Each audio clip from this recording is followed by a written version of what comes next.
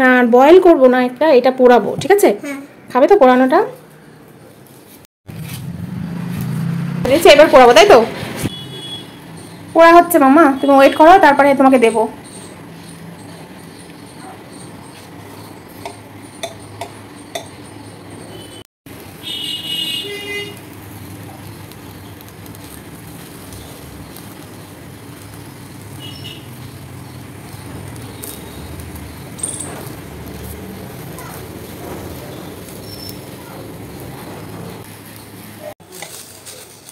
এবার অনেকটাই পোড়া হয়ে গেছে, ভুট্টাটা এবার ফাটছে। বেশি পোড়া হলে তো আবার পেকু খাবে না, বলে দিয়েছে যে মামা অল্প পোড়াতে, বেশি পোড়াটা ওকে দেওয়া যাবে না। বেশি পোড়া বলতে একটু ব্ল্যাক হলেও ও খেতে চায় না। এবার নামিয়ে নেব।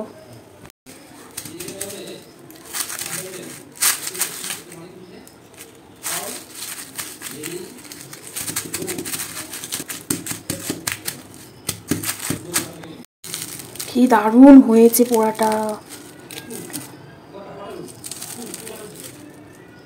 ওয়াও, ভীষণই সুন্দর হয়েছে।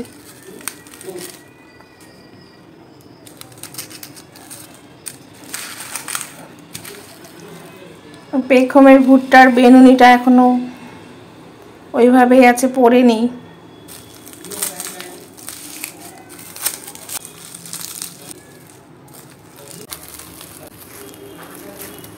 ওয়াও, কি সুন্দর হয়েছে, ভীষণই সুন্দর সেদ্ধ হয়েছে। বাচ্চা থেকে বুড়ো সবাই খেতে পারবে, মানে এত সুন্দর সেদ্ধ হয়েছে।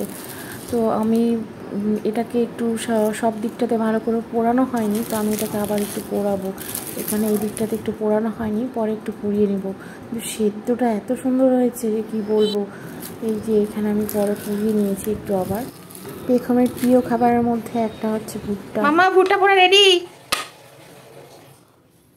পেখু, ভুট্টা পোড়া রেডি মামা। বাইরে বৃষ্টি হচ্ছিল, বৃষ্টির দিনে ভুট্টা পোড়া খেতে যে এত টেস্টি লাগে, তার উপর এত সুন্দর ভুট্টাটা, মানে অসাধারণ। আমি এখন এই ভুট্টাটা পুড়িয়ে পেখম পড়াশোনা করছে, আমি ওখানে ওকে নিয়ে যাচ্ছি। এত সফট আর এত ফ্রেশ, মানে খুবই সুন্দর এই ভুট্টাটা ছিল। টেস্টি মামা।